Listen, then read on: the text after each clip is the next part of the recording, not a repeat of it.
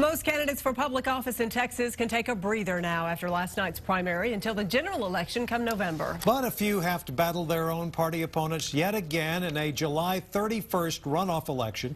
The most prominent race in that runoff, the Republican contest for the U.S. Senate seat. On Tuesday, no candidate got 50% of the vote. Lieutenant Governor David Dewhurst finished the night with 45% of the vote. Former Texas Solicitor General and Tea Party favorite Ted Cruz grabbed 34% of the support.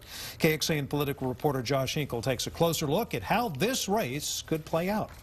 Right. Sure. For Ted Cruz, a runoff at any number is essentially a victory. I've cut spending, I've cut taxes. But for David Dewhurst, it's in some ways a defeat. I think this is a race not on who can out-conservative one another, but who the voters in Texas believe. Getting away without a runoff and heading into the general election would have been easier, but it doesn't mean winning a spot in the U.S. Senate will be impossible. Recent polling suggests supporters of Tom Leppert, who came in third with 13%, would most likely now side with Dewhurst. But a late July runoff could draw only the most motivated voters, a plus for Cruz. This is going to be a fairly small constituency, maybe 400,000 people. Maybe fewer. 3% of the state's registered voters will show up in the heart of the heat of July when everybody's on vacation. Wayne Slater of the Dallas Morning News says for the next 2 months, money will matter more than ever. Ted Cruz has never opposed property tax cuts. Cruz will have to rely on outside super PACs to bolster his campaign. Cut taxes and always oppose the state income tax.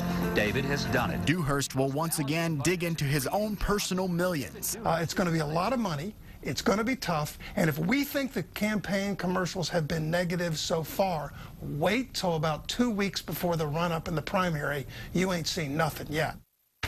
There's also a runoff on the Democratic side. Former State Representative Paul Sadler finished first with 35% of the vote.